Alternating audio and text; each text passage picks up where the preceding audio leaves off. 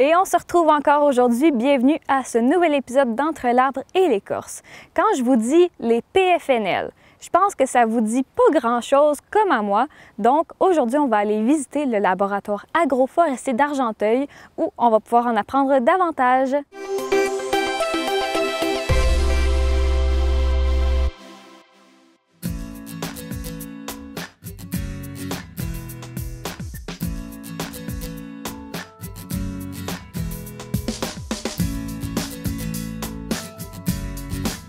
Bien, en fait, je suis Marc Champagne, je suis technicien forestier pour la coopérative Terrabois. Notre bureau est à La Chute. On travaille dans les Laurentides, Lanaudière et l'Outaouais aussi. Fait que c'est une coopérative de propriétaires de boisés, puis nous, on les accompagne dans la gestion de leur forêt. Et aujourd'hui, le sujet de l'émission, c'est l'agroforesterie. Est-ce que tu pourrais nous dire un petit peu c'est quoi? Oui, bien globalement, pour répondre très simplement, l'agroforesterie, c'est un concept qui va utiliser des arbres ou des arbustes dans le milieu de la culture qu'on peut appeler un peu plus traditionnel. Fait que c'est un peu un mélange intentionnel d'arbres ou arbustes avec de la culture. Globalement, c'est un peu ça. Je te dirais, comme technicien forestier, mon background est beaucoup plus forestier. Donc, un peu plus accoutumé avec ce qu'on appelle les PFNL, ce qu'on appelle les produits forestiers non ligneux. Fait que c'est des produits qui poussent en forêt, qu'on peut utiliser, qu'on peut même en faire de la culture, comme ici dans le champ en arrière. Fait que ça, c'est plus spécialisé, mais c'est une forme d'agroforesterie en tant que telle. Et l'agroforesterie en général, mais aussi les PFNL, à quoi ça sert pour la société et la valorisation de nos forêts? Bien, il faut distinguer deux choses au départ. Le premier, c'est ce qu'on va appeler l'agroforesterie, donc qui va être l'utilisation d'arbres dans le milieu agricole. Bien, d'un point de vue société, ça a beaucoup d'avantages d'un point de vue environnemental notamment. On va parler de la qualité des sols, la protection de l'eau, contre l'érosion notamment. Un des enjeux qu'on a dans la grande culture, c'est vraiment d'avoir de l'érosion. Donc, quand on a des cultures à sol nu, il y a du vent qui vont amener les particules fines ailleurs, ce qu'on appelle de l'érosion par le vent. Fait que le fait d'avoir des arbres dans ces champs-là, ça réduit cette érosion-là. Le fait d'avoir des arbres dans des bandes riveraines aussi, notamment, ça améliore la qualité de l'eau, ça réduit l'érosion dans les cours d'eau et ainsi de suite. Fait que d'une part, un grand atout pour la protection des sols, la biodiversité. Donc, c'est un peu le même principe. Quand on a plus de mixité dans une parcelle, ça améliore la biodiversité. Fait que d'un point de vue environnemental, le fait de combiner différentes cultures, bien, ça a un atout vraiment important d'un point de vue de la société. Par la suite, bien, d'un point de vue société aussi, c'est toujours plaisant d'avoir des paysages champêtres où on a des paysages et forestiers en même temps et d'un point de vue de l'agriculture. Ça, c'est vraiment d'un point de vue très, très agroforestier. Par la suite, si on va avec la culture des PFNL, par exemple, ou l'utilisation de PFNL en produits en milieu forestier, bien là, on peut penser à l'aménagement de la forêt, donc la récolte de certains arbres pour aménager la forêt. Donc ça, pour un propriétaire de boisé, bien, ça amène certains avantages. Puis en même temps, s'il peut cultiver aussi des produits qui poussent dans son boisé, bien là, ça on fait d'une pierre deux coups. Là, on peut utiliser à la fois et les arbres et ce qu'on appelle les produits forestiers non ligneux. Je pense que ça vaut la peine aussi que je précise c'est quoi un produit forestier non ligneux. C'est un produit qui va pousser en forêt, mais qui n'est pas composé de bois, donc qui n'est pas un arbre. Le plus emblématique au Québec, produit forestier non ligneux, parfois on y pense pas, mais on l'utilise vraiment depuis toujours. À peu près tout le monde le connaît, c'est le sirop d'érable. Donc c'est un produit qui vient de la forêt, mais qui n'est pas du bois. Le second après qu'on est capable d'imaginer, c'est les champignons. Donc on est capable de cultiver des champignons en forêt, donc d'utiliser cette culture-là, mais en même temps d'utiliser la forêt pour en faire des récoltes d'arbres ou autres objectifs qu'on peut avoir là, comme propriétaire de boisé. Donc c'est vraiment d'un point de vue produits forestiers non ligneux, on est vraiment dans l'aspect un peu plus forestier. Ici, au champ de la MRC, on utilise des produits forestiers non ligneux, mais en champ. C'est une autre forme de culture des produits forestiers non ligneux. Donc, c'est des produits qui normalement se retrouvent en forêt, des espèces qu'on retrouve en forêt, mais qu'on va cultiver en champ. Une autre forme d'agroforesterie là, pour être dans l'aspect plus global de l'agroforesterie. Outre en champ et en forêt, est-ce qu'on a d'autres modèles d'agroforesterie ici au Québec? Bien, les modèles vont toujours se passer soit en champ ou en forêt. Mais il y a principalement 3 grands modèles qu'on utilise. Le premier, ça fait quand même relativement longtemps qu'on l'utilise, c'est la culture de bandes d'arbres à l'extérieur des champs propre, là, comme on peut l'appeler. Donc, autrement dit, on peut utiliser des bandes. Souvent, ça va être des arbres à fruits, donc des noix, des arbres à noix, des chênes, donc des arbres qu'on peut utiliser pour une récolte forestière, puis en faire des 2x4, puis utiliser pour faire des meubles, etc. Mais qui vont aussi en même temps être utilisés parce qu'ils donnent des fruits. Ça, en bande, on va surtout les utiliser soit en haie brise-vent, par exemple, en bande riveraine le long des cours d'eau, le long des fossés. Fait que souvent, on va planter 5, 6, ça peut être deux rangées d'arbres. Comme je disais, souvent des arbres à noix, ça peut être des arbres à petits fruits. Fait que ça, c'est un mode d'agroforesterie. L'autre mode, on va l'appeler interparcellaire. Donc là, on va planter des rangées d'arbres. Souvent le même principe des arbres à noix, des arbres à fruits, mais là, on va les planter en milieu des champs. Et souvent, ça va être plus des cultures qui nécessitent soit un peu d'ombrage ou qui nécessitent un peu d'accompagnement d'un point de vue des arbres. Fait que c'est vraiment 2 choses complètement distinctes. Puis les modèles sylvopastoraux.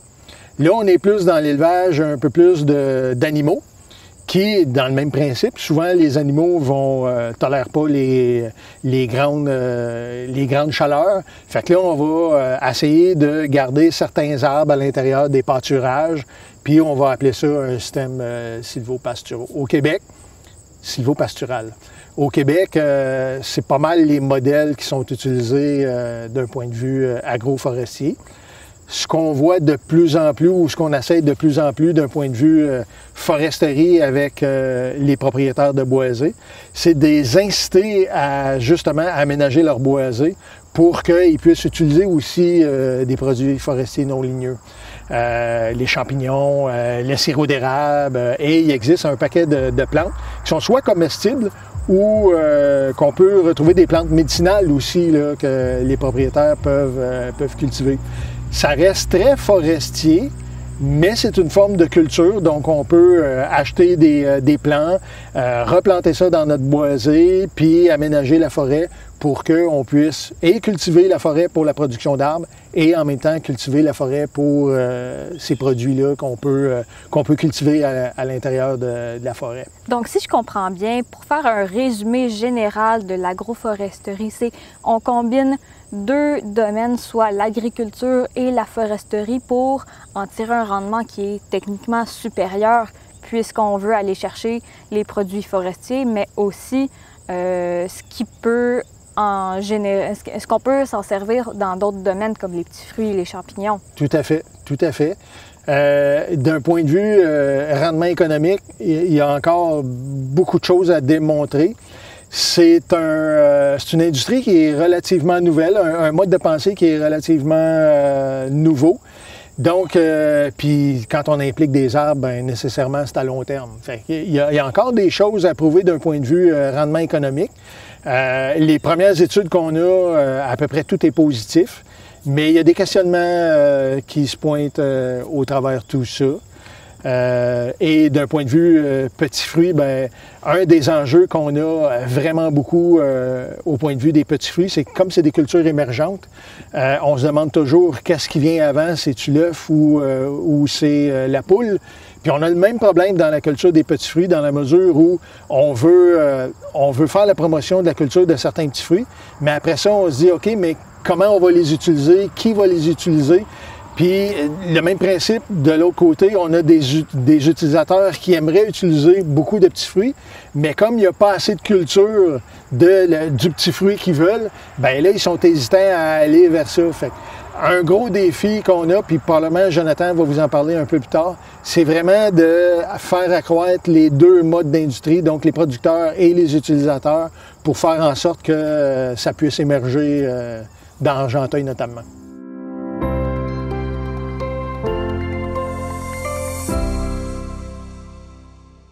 Saviez-vous que des ressources alimentaires forestières jonchent le sol de nos forêts? Les forestibles, vous connaissez?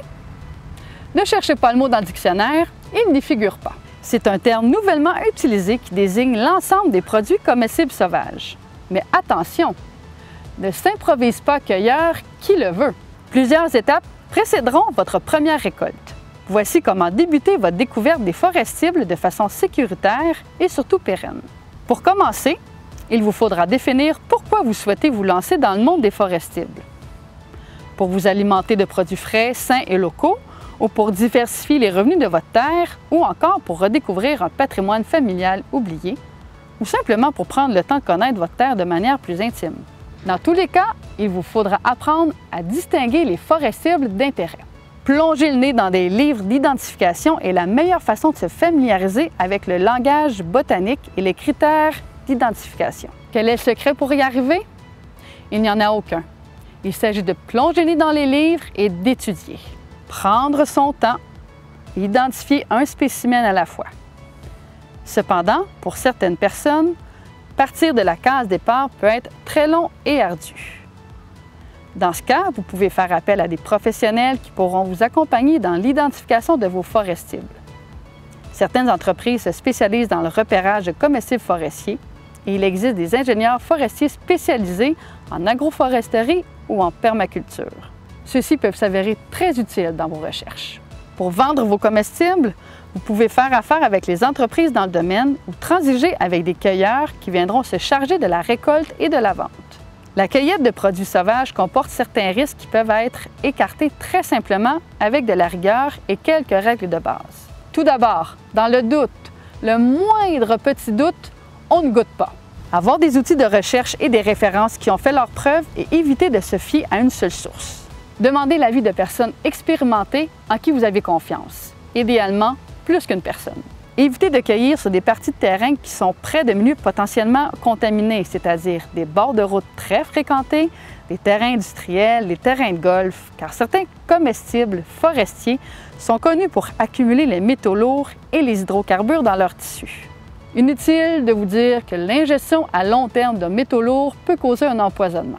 Évitez de consommer des nouveaux aliments en grande quantité. Votre corps pourrait réagir de façon déplaisante.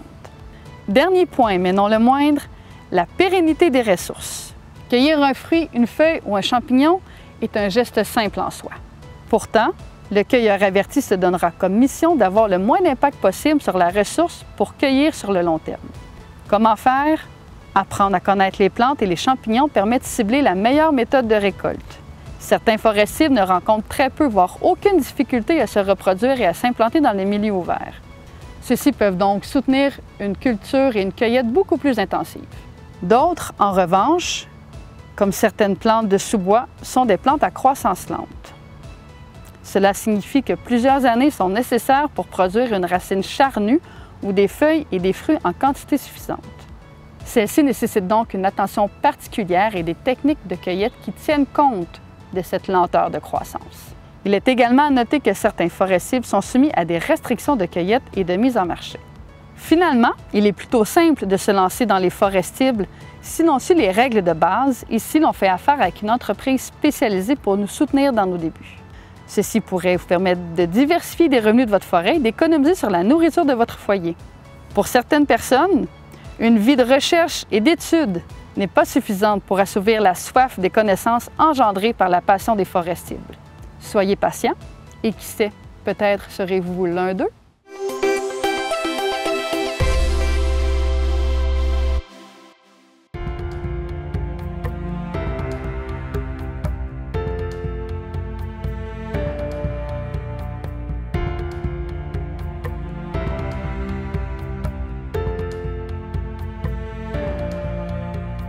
m'appelle David. Je suis responsable de le plateau PFNL ici derrière moi.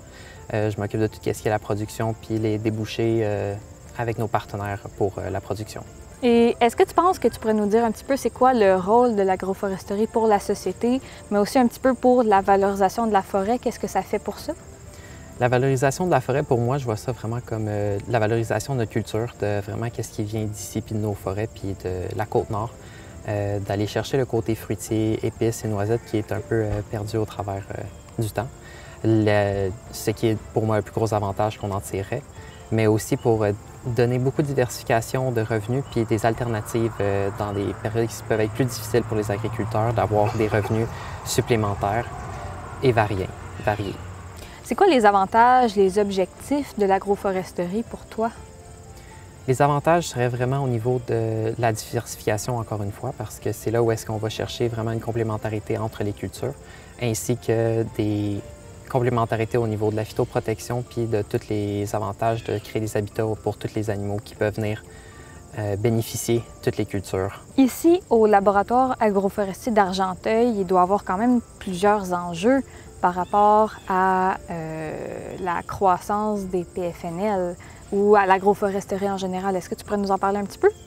C'est sûr que les enjeux sont particuliers parce que c'est surtout au niveau des connaissances et des données qui ne sont pas encore très connues.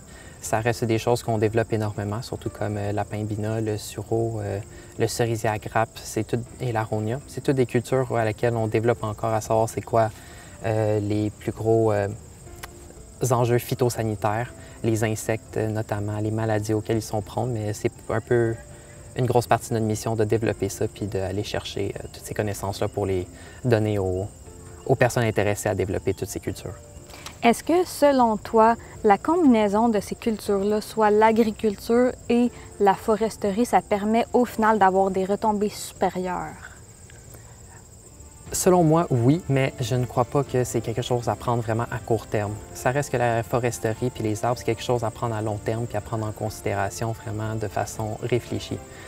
Parce que ça reste que c'est des arbres qui peuvent prendre entre 1, 2, parfois jusqu'à 7 ans avant d'avoir une production et qui peuvent faire la différence. Autrement, les autres choses qui peuvent avoir un impact positif sur les cultures déjà présentes, ça serait d'amener les bons arbres qui amènent les bons animaux qui vont aider à faire une protection phytosanitaire au sein de nos productions actuelles. Un PFNL, c'est un peu un jargon qui veut dire produit forestier non ligneux. Ce qui peut inclure pas mal n'importe quoi qui pousse dans une forêt qui n'a pas d'écorce. C'est pas mal ce que ça veut dire. De façon générale, la façon qui est surtout utilisée ici, c'est pour tout ce qui est les arbres fruitiers, pour les champignons, ainsi que les plantes médicinales en forêt. Par exemple, si dans mon domaine, dans mon boisé privé, j'ai juste des pins, puis qu'au sol, vu que mon sol est très acide, j'ai des bleuets sauvages qui poussent, ça pourrait être considéré comme un produit forestier non ligneux. Le bleuet qui en est récolté est un PFNL, mais le bleuetier en tant que tel n'en serait pas un. Mais oui, en effet. Tu travailles ici au laboratoire agroforestier depuis combien de temps? Moi, ça fait 4 ans que je suis ici. Et c'est quoi qu'il faut avoir comme parcours pour travailler dans l'agroforesterie? Selon moi, c'est pas vraiment un parcours académique qu'il faut avoir parce que ça reste qu'il n'y a pas beaucoup de spécialisation à ce niveau-là. C'est vraiment plus la capacité d'être curieux. C'est plus des qualités. Où est-ce qu'il faut qu'on soit curieux, il faut qu'on soit prête à chercher l'information puis à bien s'entourer de gens qui s'y connaissent dans les domaines. J'ai travaillé beaucoup plus au niveau d'apprendre sur le moment, puis c'est là où est-ce que j'ai appris pas mal toutes les choses que j'avais à savoir. Et sinon, ici au laboratoire, qu'est-ce que vous faites pousser? Ici, on a à peu près 17 plantes différentes, dont 27 cultivars. On a de la framboise noire avec 2 cultivars différents. On a de la fraise, on a de l'arc-angélique pourpre, de la sanguinaire, de l'aronia, cerisier à grappe, du sureau et ainsi de suite. On en a plusieurs. Mais nos cultures vraiment plus qu'on met en valeur, c'est la framboise noire, l'aronia, le sureau et la cerisier à grappe. C'est pas mal nos cultures vedettes sur lesquelles on développe et qu'on essaye de démontrer aux propriétaires de l'eau foncier pour qu'ils puissent développer ces cultures avec nous. Et toi, c'est quelque chose en quoi tu crois, la valorisation de l'agroforesterie, les PFNL en milieu forestier privé? Définitivement, ça permet de nous redonner un peu notre culture et notre pouvoir envers ce qui est notre terroir, ce qui est notre culture d'ici. D'essayer de réclamer un peu tout ce qu'on a perdu avec le temps, puis d'aller chercher ce qui pousse vraiment ici et ce qu'on aimerait avoir à tous les jours et qui fait partie de nos saisons.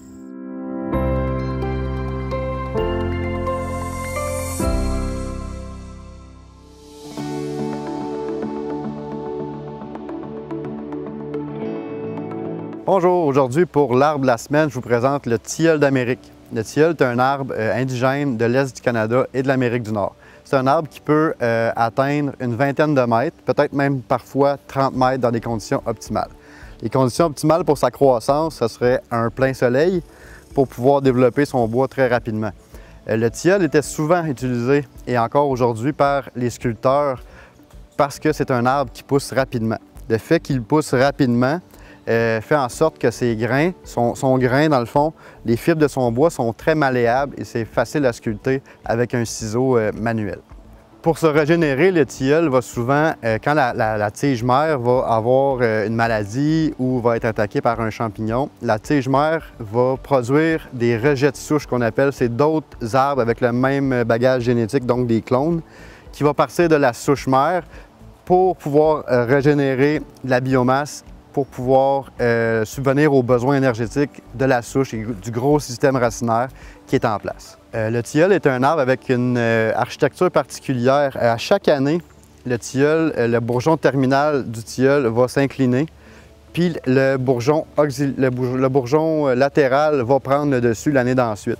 Ça fait que l'arbre à maturité a un aspect zigzagant, un peu comme un arbre de sorcière. Ça fait un arbre avec un port assez particulier, avec sa grande écorce grise avec des longues crêtes parallèles. Le tilleul est facilement reconnaissable avec ses feuilles. Dans le fond, ses feuilles sont dentelées et aussi ont une forme de cœur. Quand on la regarde avec le pétiole vers le haut, on a une forme de cœur. L'arbre comme tel, les branches sont disposées en alternance sur le rameau. Ça fait que les branches, il y en a un bourgeon, un à la suite de l'autre. Ils ne sont pas un en face de l'autre.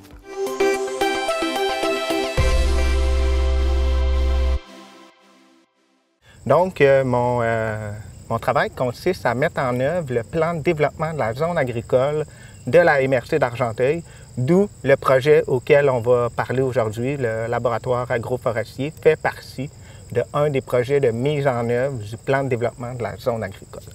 Donc, voilà. Puis, Et qu'est-ce qui a décidé la MRC de partir ce projet-là? Exact. C'est en 2000, dans les années 2008-2010, le ministère de l'Agriculture, des Pêcheries et de l'Alimentation du Québec a décidé de mettre en œuvre 8 projets pilotes, donc 8 projets de plan de développement de zones agricoles. Puis la MRC était parmi les 8 MRC à mettre en œuvre un plan de développement de la zone agricole. Fait qu'eux autres, ils savaient qu'il y avait des enjeux au niveau de l'agriculture. Donc, ils voulaient faire le lien entre l'agriculture, la communauté, faire un peu le portrait diagnostic agricole dans la zone agricole. La zone agricole consiste quand même une grande partie de la MRC d'Argenteuil. Il y a 5 municipalités qui se retrouvent actuellement dans la zone agricole de la MRC d'Argenteuil. Donc, c'était surtout pour ça qu'ils ont décidé de mettre en œuvre le plan de développement de la zone agricole. Donc, moi, je suis la première action qu'ils ont faite quand ils l'ont adopté en 2011. Ils ont fait l'embauche d'un agent de développement agroalimentaire. Fait que moi, je suis rentré avec l'équipe en 2012. Et qu'est-ce qui a décidé de mettre en communion l'agriculture et la foresterie? Oui, en fait, c'était il y avait 30 actions dans le plan de développement de la zone agricole. Puis une de ces actions-là consistait aux défis, aux enjeux des propriétaires de l'eau boisée en lien avec les friches. On retrouve toujours beaucoup de friches sur le territoire agricole. On s'est dit comment on peut valoriser les friches agricoles. C'est comme ça qui est venu de fil en aiguille de dire, OK, est-ce que par les produits forestiers non ligneux, les fameux PFNL, l'acronyme, on peut valoriser les terres en friche actuellement? Il y a d'autres enjeux pour les terres en friche, mais on voulait voir, est-ce que, premièrement, c'est dans le projet du laboratoire agroforestier, c'est là qui est venu l'enjeu pour ça. Je l'expliquerai, le pourquoi qui en est venu les cultures par la suite. Là. Et ici, au laboratoire, c'est quoi l'objectif premier? Oui. très bonne question. En fait, on a fait d'abord des études de caractérisation. C'est quoi? Ici, on est sur un lot de 245 hectares qui appartient à la MRC d'Argenteuil, laquelle elle est propriétaire. Et on a fait des caractérisations des lots boisés alentours. Oui, on a fait au niveau des arbres, mais on voulait voir aussi au niveau des plantes médicinales, au niveau des arbres fruitiers, qu'est-ce qu'on retrouve? Donc, on a fait affaire avec une firme spécialisée qui est Culture Innov, qui sont basés à Saint-Camille. Ils sont venus caractériser toutes les PFNL ici sur les terres de la MRC.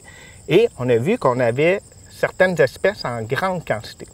Et vient par l'idée de faire des cultures en plein champ pour voir c'est quoi les défis techniques de ces cultures-là, c'est quoi les enjeux qu'on retrouve au niveau phytosanitaire et ainsi de suite, voir est-ce que ça fonctionne, est-ce que ça pousse. C'est pour ça qu'est venue l'idée à partir du plan de développement de la zone agricole, de l'idée de mettre en œuvre le projet qu'on est aujourd'hui du laboratoire agroforestier. Et si je me fie à ce que je vois aujourd'hui, ouais, on peut conclure que ça pousse. Oui, en effet, oui. Puis il y a David que vous avez rencontré, mais David, on a la chance d'avoir David avec nous de sa passion par l'agroforesterie, par tout ce qui est les produits forestiers non ligneux. Mais on a la chance de l'avoir avec nous pour nous guider dans tout ce qui est l'aspect technique et voire même le développement de produits, les récoltes, parce que vous savez, ça commence au bouturage au mois de mai et jusqu'aux récoltes qui vont se terminer prochainement. Donc, d'ici les 2 prochaines semaines, les récoltes vont se terminer. Donc, c'est un avantage qu'on a d'avoir David avec nous pour faire ces récoltes, mais aussi faire les liens avec certains partenaires qui sont intéressés par les produits forestiers non ligneux. Donc, parmi ces partenaires-là, on retrouve la brasserie Sirgeante qui ont la chance d'utiliser ces débouchés-là de produits de petits fruits, autrement dit, qui est présentement, ils travaillent avec la viorne, le sureau et la framboise noire. Donc, c'est les 3 arbres fruitiers dits PFNL avec lesquels ils travaillent présentement. C'est toujours intéressant, on le voit, là, l'équipe du Sirgeante, ils souhaitent valoriser les produits du terroir. Donc, faire le lien aussi avec les cultures amérindiennes. Le Paimbina fait le lien avec les cultures amérindiennes, donc qui est la viorne trilobée qu'on voit en arrière un peu plus loin, le fruit rouge. Donc, ils ont une fierté de valoriser ces produits locaux qu'on fait pousser dans nos forêts et ici dans le champ pour démontrer que ça fonctionne. Il y a aussi on travaille toujours avec l'équipe de Culture Innov pour voir quel autre débouché qu'on peut faire dans la commercialisation d'un produit forestier non ligneux. Donc, on commence justement là, un projet pour la prochaine année de la valorisation de la viorne, la framboise noire, de l'aronia et du sureau. Donc, avec l'équipe de Culture Innov, parce que maintenant, ils ont un centre de transformation des aliments là-bas, là, un centre d'innovation de transformation des aliments. Merci, Jonathan. J'espère que quelques entrepreneurs, peut-être débutants ou même plus avancés, ont écouté cette émission et sont intéressés à participer à ce projet. Tout à fait. Puis si tel est le cas, mais je les invite à venir visiter le champ. Ça va nous faire plaisir de les inviter ici, puis de marcher avec eux et d'expliquer c'est quoi les cultures qu'on retrouve ici.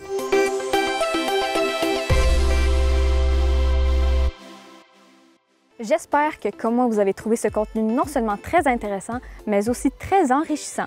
Si jamais vous aimeriez en savoir davantage, suivez-nous sur nos réseaux sociaux ou sur notre site Internet.